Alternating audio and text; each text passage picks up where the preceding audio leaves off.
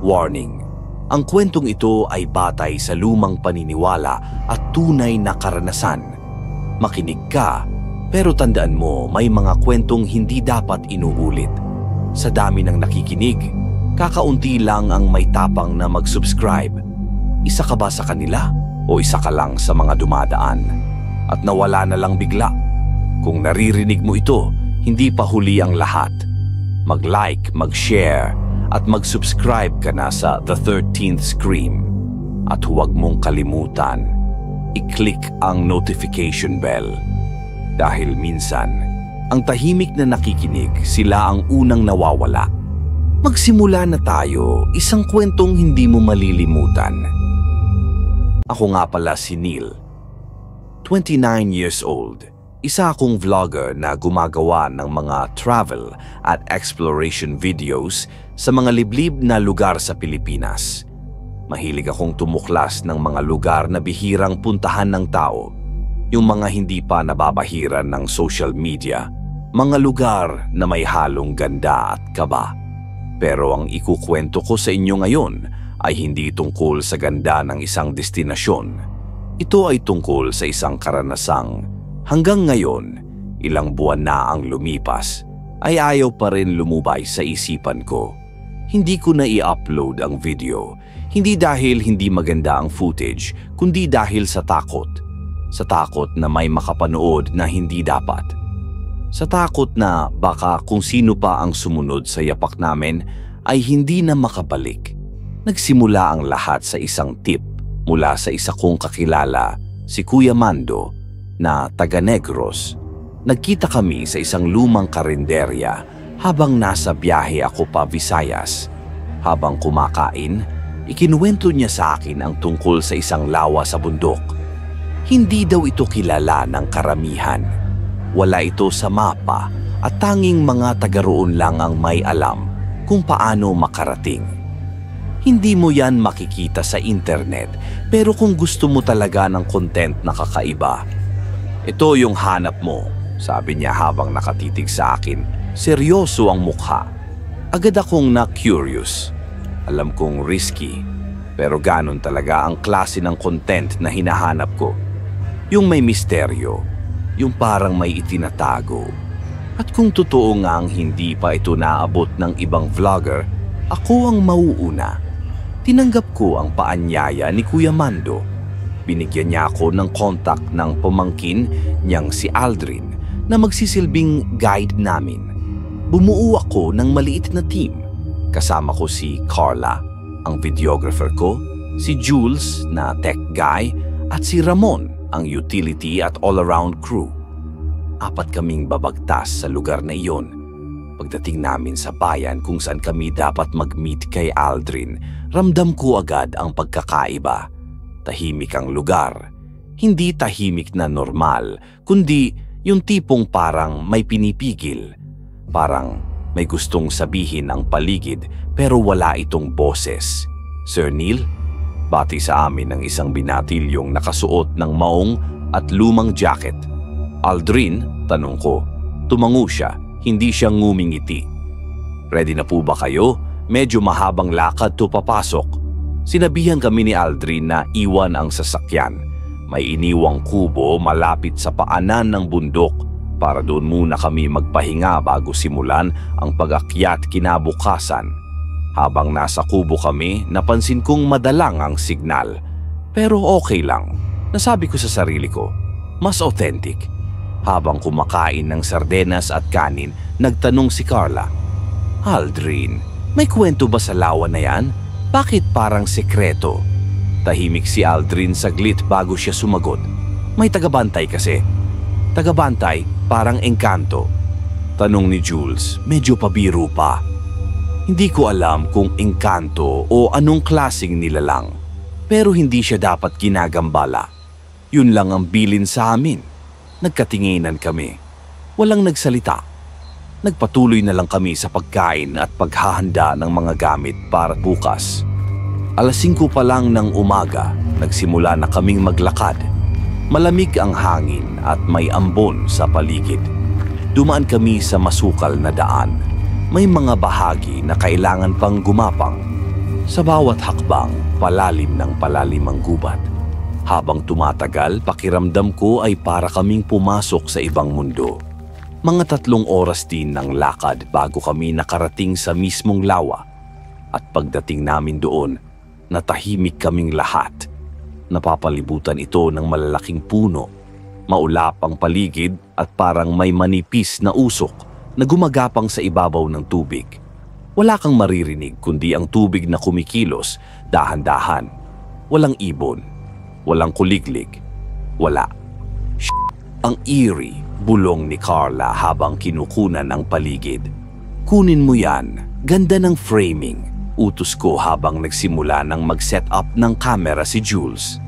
Nag-shoot kami ng B-roll. Nagsimula akong mag-vlog, nagpakilala sa camera at nagkuwento kung paano kami nakarating sa lugar. Pero habang nagsasalita ako sa harap ng camera, ramdam kong may ibang presensya sa paligid. Hindi ko na lang pinansin.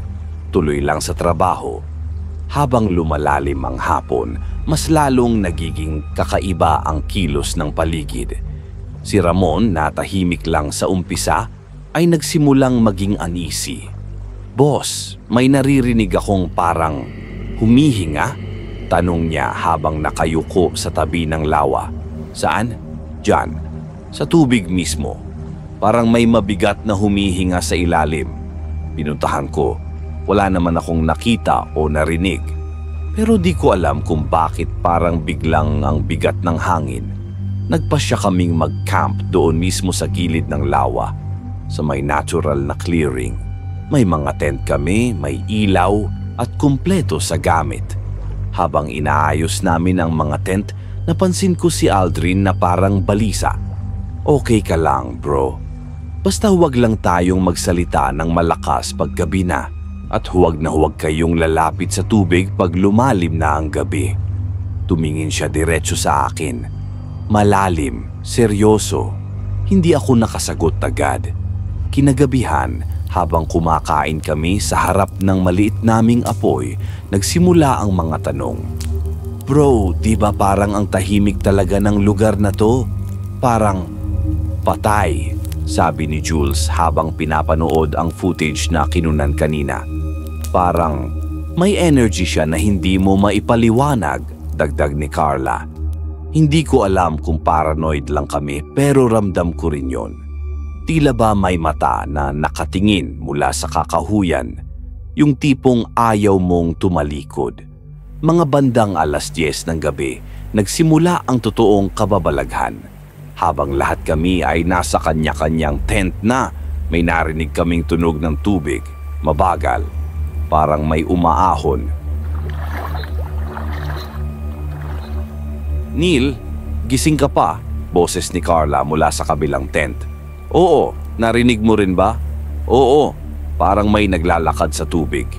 Hindi kami lumabas. Walang kumilos. Tahimik ang paligid pero alam naming may gumagalaw sa tubig. Kinabukasan, habang binubura ko ang moisture sa lens ng camera, may napansin akong kakaiba sa isa naming clip. Sa footage na kinuna ni Carla kahapon, habang pinapan kayo ang view ng lawa, may mabilis na anino na dumaan sa likod ng puno. "Ano to?" tanong ko habang pinapakita kay Jules. "Pwedeng shadow lang, pero ang bilis eh, at parang may hugis." Pinag-isipan naming i-upload ang clip, pero habang pinag-uusapan namin, may sumigaw mula sa gubat. Isang sigaw na hindi boses ng tao.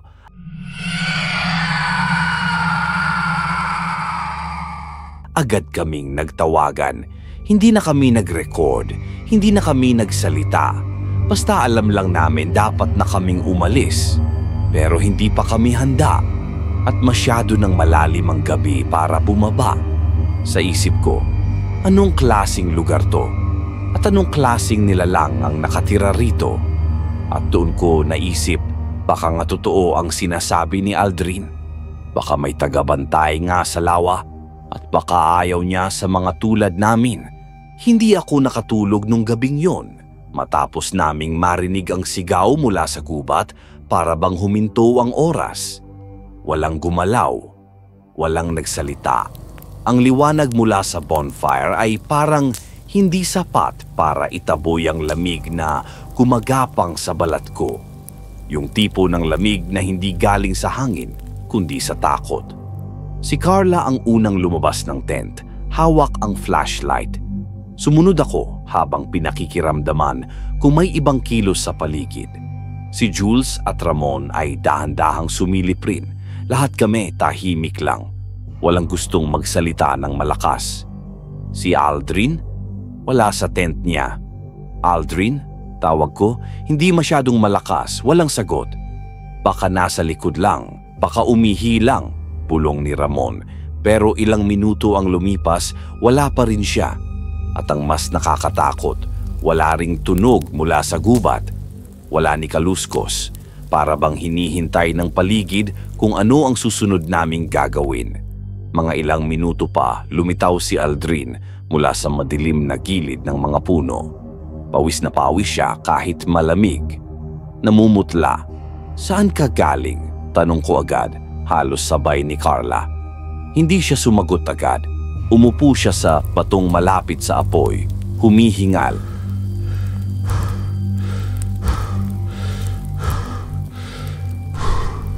May nakita ako. Napatingin kaming lahat sa kanya. Anong nakita mo? May nakatayo sa kabilang gilid ng lawa. Hindi gumagalaw. Pero alam kong hindi tao. Hindi na kami nakapagsalita. Ang lakas ng tibok ng dibdib ko. Hindi ko alam kung dahil sa kaba o sa malamig na hangin na biglang lumamig palalo. Kailangan nating magbantay. Huwag tayong sabay-sabay matulog, dagdag ni Aldrin. Nagdesisyon kami na magkakaroon ng rotation sa pagbabantay. Ako ang unang nagbantay mula alas 11 hanggang alauna. Si Jules ang kasunod. Habang lahat ay nagkukunwaring nagpapahinga, ako'y nakaupo lang, nakatitig sa gilid ng lawa. May hawak na maliit na flashlight at hawak ang multitool na dala ko. Sa kalagitnaan ng pagbabantay ko, narinig ko ulit ang tunog na parang may humihinga sa tubig.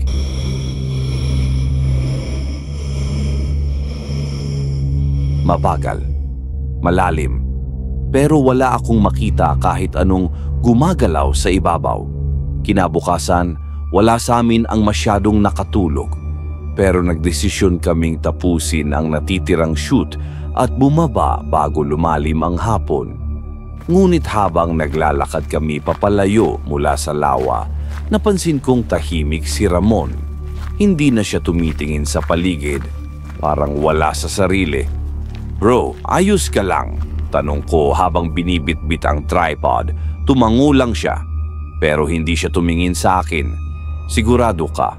Kanina ka pa hindi umiimik, dagdag ni Carla. Kanina, may nakita ako, mahina niyang sagot. Lumingon kaming lahat. Anong nakita mo? Tanong ni Jules. May mukha sa tubig. Habang nagsushoot tayo kahapon, nakasilip. Pero nung tinignan ko ulit, wala na. Hindi kami agad nakapagsalita. Ang bigat ng hangin, pagbalik namin sa paanan ng bundok, sabay-sabay kaming napabuntong hininga. Akala ko tapos na. Akala ko makakalimutan ko na lang ang lahat.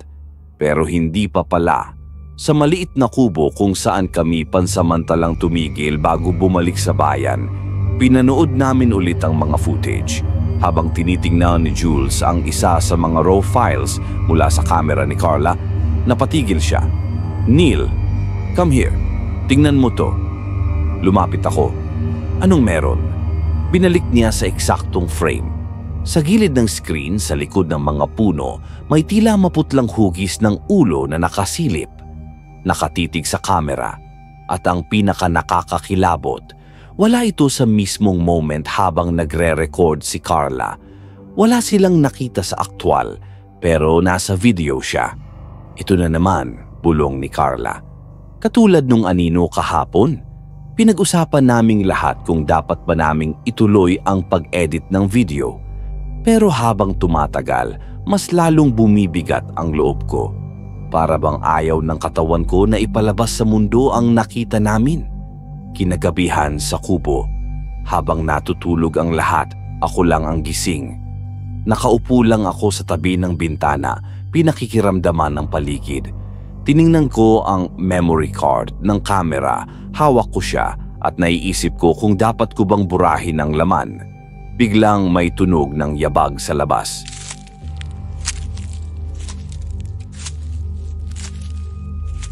Mabagal, parang taong nakapaang naglalakad sa lupa. Tumigil ang hangin, tumigil ang mga insekto, tumigil pati ang sarili kong paghinga.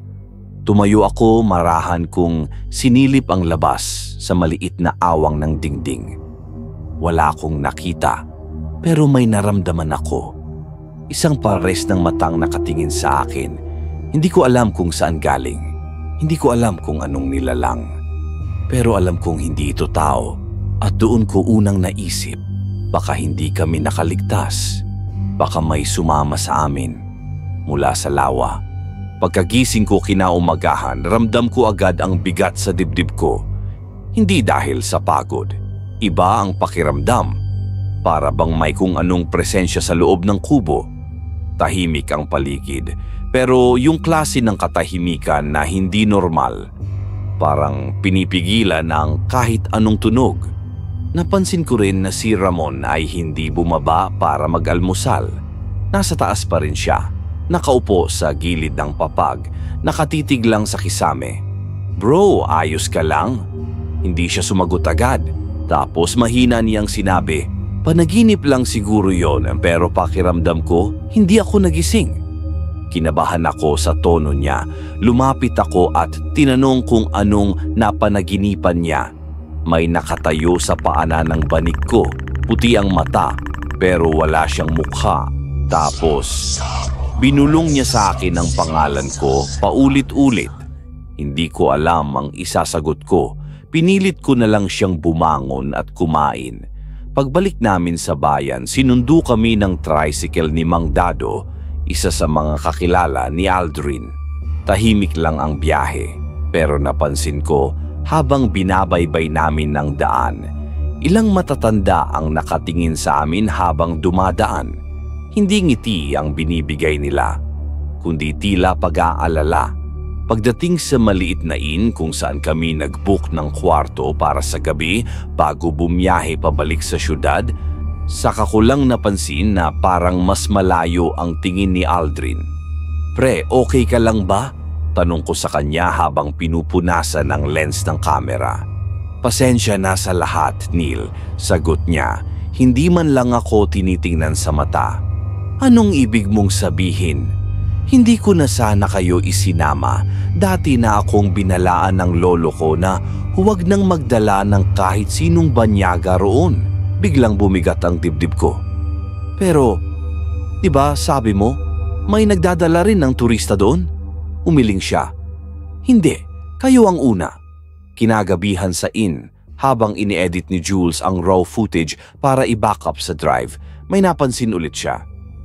"Neil, di ba ikaw to?" "Oo, bakit?" "May tumayo sa likod mo habang nagsasalita ka sa vlog clip. Pero wala tayong kasama dyan, di ba?" Pinanood ko. Sa likod ko, sa bandang kanan ng frame, may aninong dumaan. Mabagal. Parang hugis ng tao pero walang detalye ang mukha. Parang sinadyang lumitaw. "Tanggalin natin to," utos ko agad. "Buburahin?" "Oo, burahin mo. Hindi ko na i-upload tong video." Mula nung araw na yon, nagsunod-sunod na ang mga kakaibang nangyari. Pagbalik namin sa Manila, si Jules ang unang nakaranas. Sinabihan niya akong may naririnig siyang pagkatok sa bintana ng kwarto niya tuwing 3:00 ng madaling araw.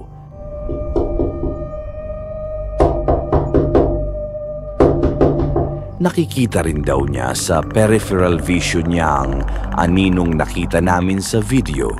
Sumunod si Carla. Isang beses nahulog siya sa hagdan sa bahay nila.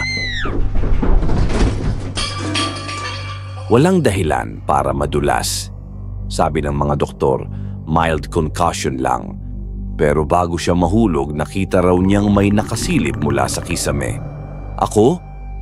May isa akong gabi na nagising ako at bukas ang pintuan ng kwarto ko. Hindi ko yun binuksan. Sigurado ako. At sa labas ng pinto sa hallway, may anino na nakatayo lang. Hindi gumagalaw, hindi umaalis. Nagtago lang ako sa ilalim ng kumot.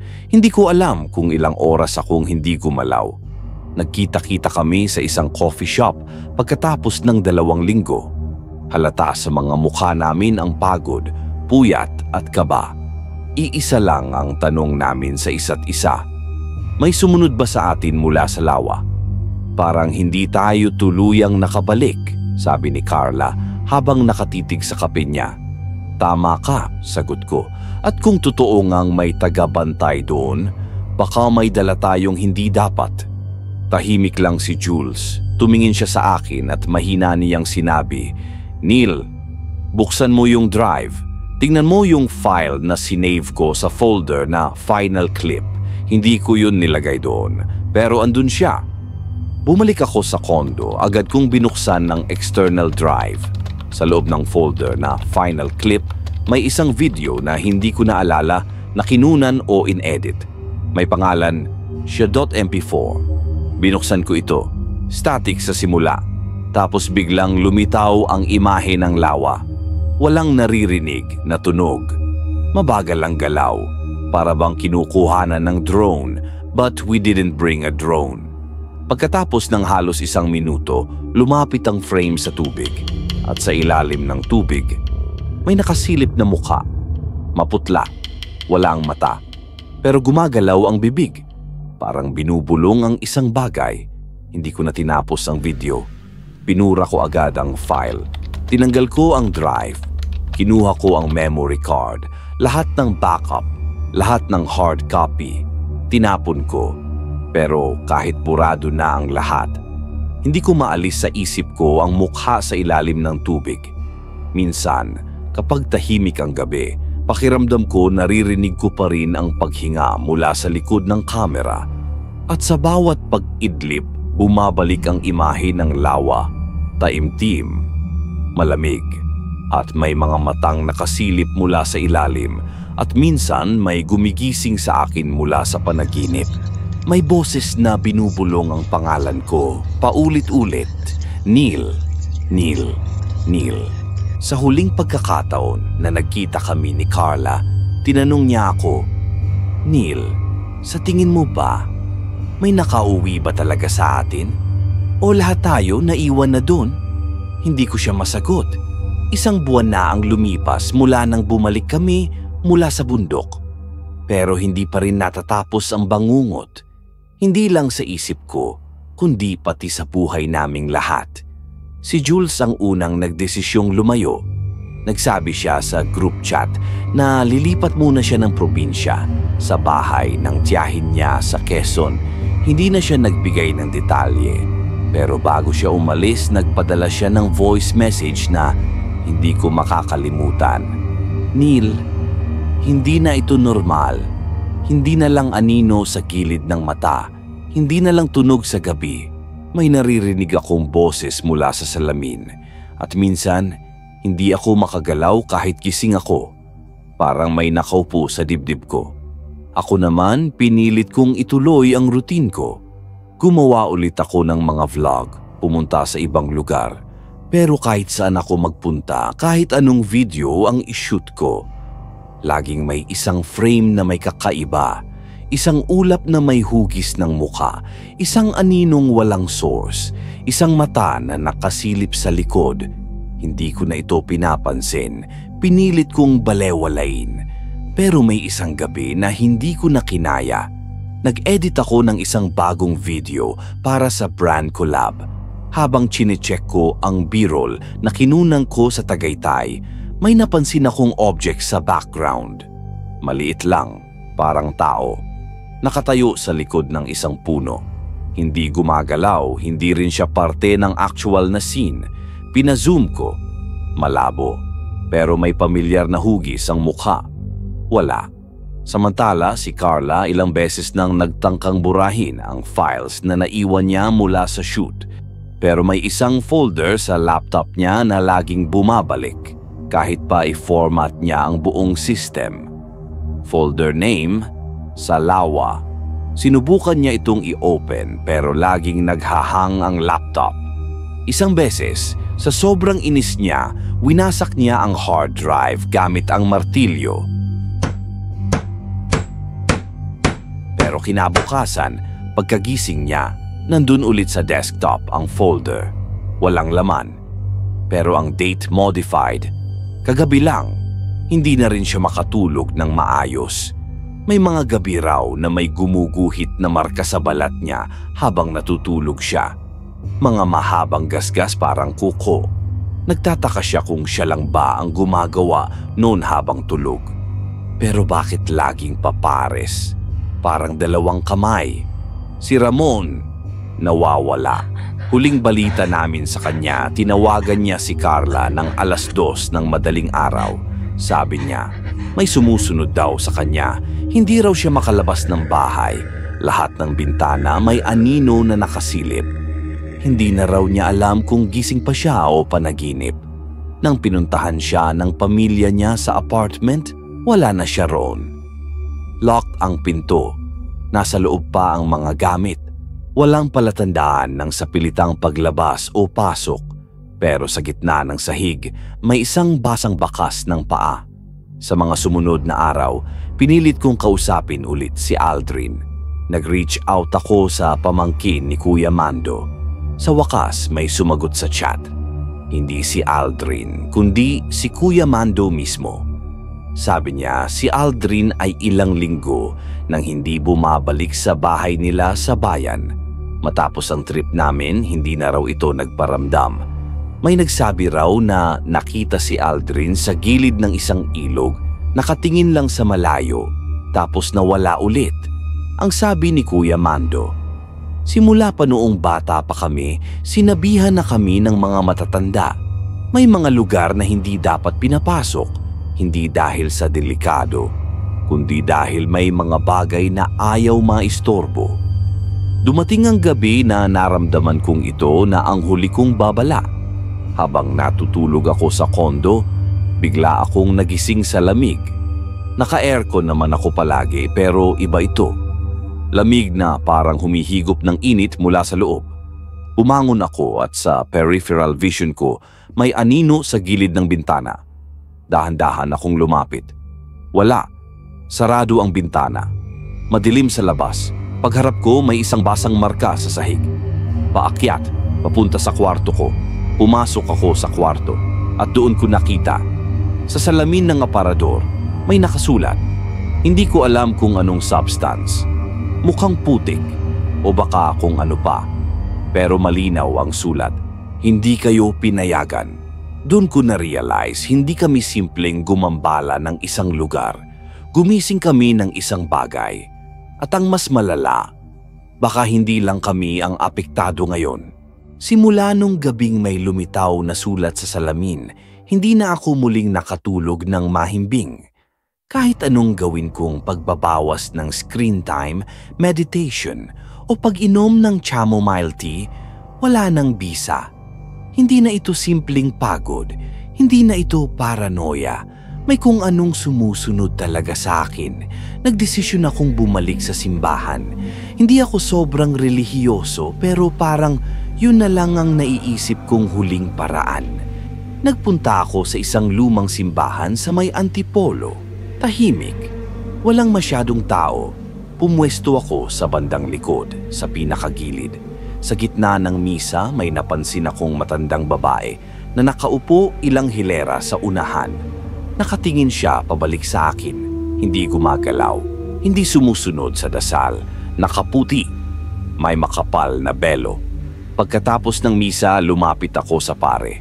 Tinanong ko kung may exorcist silang pwedeng makausap. Tiningnan lang niya ako ng matagal. May sinundan ka ba galing sa isang sagradong lugar? Tanong niya sa akin. Napatigil ako. Hindi ko alam kung anong isasagot. Hindi lahat ng nilalang ay kayang palayasin, lalo na kung may basbas silang mas matanda pa sa atin, dagdag niya. Pagbalik ko sa kondo, may bumungad na kakaiba. Nakalock naman ang pinto. Walang sirang gamit, pero may isa akong halaman na natuyo. isang cactus na matagal ko nang inaalagaan. Hindi ko alam kung bakit pero may nakasulat sa paso gamit ang tila puti ko, Apu. Hindi pa tapos. Doon ako unang napaiyak, hindi dahil sa takot, kundi dahil sa bigat. Sa pakiramdam na kahit anong gawin ko, kahit anong itapon, kahit anong sunugin, hindi na namin maibabalik ang dati. Muling nagkausap si Carla at ako sa chat, video call.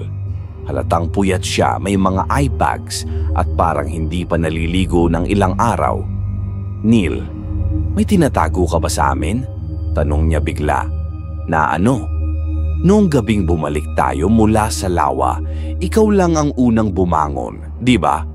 Oo? Bakit? May nakita ako sa footage, sa GoPro ko. Naiwan ko sa mesa, umilaw siya ng kusa. May na-record siya. Kinabahan ako anong na-record. Nag-share screen siya. Pinakita niya blurry ang video. Gabi, pero kita ang silweta ng sala ng kubo. May lalaking nakatayo sa gitna. Ako. Pero sa likod ko, may isa pang anino. Mas mataas, mas payat. Parang nakadikit sa likod ko. Sa loob ng 15 segundo ng video, hindi ako gumalaw. Pero gumagalaw ang anino sa likod ko. Mula noon, na-realize kong baka hindi lang namin dinala ang presensya ng tagabantay. Baka pinasok niya kami, isa-isa. Sinubukan kong balikan ang footage sa lumang memory card na hindi ko nasunog. Hindi ko alam kung anong nag-udyok sa akin. Curiosity siguro. O baka isang bahagi ng sarili ko ang gusto pa ring hanapin ang sagot. Habang pinapanood ko ang clip ng pagdating namin sa lawa, may narinig akong boses sa background na hindi naman dapat nandun. Mahina lang, pabulong, parang chant. Balik, balik, balik, paulit-ulit, dahan-dahan, parang awit na panalangin o sumpa. Hindi ito sinabi ng kahit sino sa team. Sigurado ako. Walang ganong eksena. Sinubukan kong i-isolate ang audio. Pinafilter ko. At doon, mas luminaw pa ang boses. Hindi kayo pinayagan. Hindi kayo pinayagan. Minsan, may mga bagay kang hindi na kailangang i-explain sa sarili mo. Basta ramdam mo. At alam mong hindi mo na ito mababago. Ang tagabantay, hindi siya multo. Hindi rin siya simpleng engkanto. Siya ang tagapamagitan. Ang tagaprotekta ng isang lugar na hindi para sa atin. At nung pumasok kami sa lupain niya, kahit gaano pa kami kaingat, kahit may guide kami, pinasag namin ang hangganan. At minsan, ang basag hindi na naaayos. Kinaumagahan na wala na naman ang folder sa laptop ko. Lahat ng backup, wala. Pero sa desktop wallpaper ko may bago, isang larawan ng isang lawa. Hindi malinaw, parang painting. Pero nasa gitna, may isang figura na nakatayo, itim. Higit pa sa anino. Wala akong alam na paraan para burahin iyon. Hindi ko rin sinubukang magtanong pa. Hindi ko alam kung paano matatapos to. Pero sa sarili ko, ramdam kong may kulang pa. May kailangan pang mangyari at kung tama ang kutob ko, hindi pa to ang huli. Pagkatapos ng lahat ng nangyari, pakiramdam ko wala na akong makakapitan. Ang mga kaibigan ko nagkawatak-watak. Ang mga alaala, unti-unti nang pinapalitan ng takot. At ako? Ako ang naiwan na may mga tanong na walang kasiguraduhang masasagot pa. Pero may isa akong hindi pa nasusubukan. Ang balikan ang simula. Hindi ang lawa, kundi ang taong nagbigay ng tip sa akin. Si Kuya Mando. Bumalik ako sa Visayas. Hindi para mag-vlog, kundi para humarap sa katotohanan. Sa pagdating ko sa terminal ng bayan kung saan ko unang nakilala si Kuya Mando, agad akong nagtungo sa karinderyang pinuntahan namin noon. Sarado na ito. Lumang-luma na ang pinto. Halatang matagal nang hindi binubuksan. Nagtanong ako sa mga tao sa paligid kung nasaan na si Kuya Mando. May nagsabi na nasa kabilang barangay na siya. Tumira sa mas liblib na lugar. Simula raw nung bumaba kayo galing bundok, Hindi na masyado lumalabas yun, sabi ng matandang lalaki sa tindahan. Nakarating ako sa barong-barong na tinutuluyan ni Kuya Mando. Wala siyang kuryente. Kerosene lamp lang ang gamit. Nakaupo siya sa duyan, nakatingin sa kawalan. Payat na siya, mas tumanda kaysa dati. "Neil?" tanong niya, parang alam na agad kung sino ako. "Oo, kuya. Kailangan ko ng tulong." Hindi siya sumagot. Tumango lang siya at tinuro ang maliit na bangkito sa harap niya. "Hindi ikaw ang una," bulong niya matapos ang ilang minuto. Nakarinig na ako ng ganyang kwento dati. May iba ring nagpumilit puntahan yon. May 3 na bumalik, pero hindi na sila. Napalunok ako. "Bakit mo pa rin sinabi sa akin yung tungkol sa lawa kung alam mong delikado?" Napayuko siya. Mahina niyang sagot, "Dahil iniisip kong baka ikaw yung isa sa mga makakaintindi kung bakit hindi dapat nilalapastangan yung ganoong lugar. Pero mali ako dahil mas naging malakas ang tukso kaysa babala." Doon ko nalaman ang kwento. Matagal na raw may tagabantay sa lugar na yon. Hindi engkanto, hindi multo. Isa siyang nilalang na iniyalay ng mga ninuno noon pa bilang kabayaran sa kapayapaan ng lupa. Kapalit ng ulan, ng magandang ani, ng katahimikan ng bundok. Sa bawat henerasyon, may isang pamilya na konektado sa pagbabantay ng hangganan, ang mga tagasilip. "Tagasilip?" tanong ko. "Mga taong hindi pumapasok sa lawa, pero binabantayan ang mga lumalapit. Mga nakakaalam kung kailan may dapat iwasan. Isa sa kanila ang lolo ko," sabi ni Kuya Mando. "Bakit mo pa rin ako hinayaang umakyat?" Huminga siya ng malalim. "Dahil sa panaginip ko. Ikaw ang nakita ko. Ikaw yung bumababa mula sa tubig. Hindi ko alam kung anong ibig sabihin, pero may dala kang itim na anino. At sa panaginip na yon, nasusunog ang mga larawan. Pagbalik ko sa tinutuluyan kong sinubukan kong i-process ang lahat. Pero bago pa ako makatulog, may kumatok sa pinto ko. Mahina lang. Isang babae ang nasa labas, nakasuot ng damit na tila pang lumang panahon. Basa ang buhok, hindi siya nagsalita.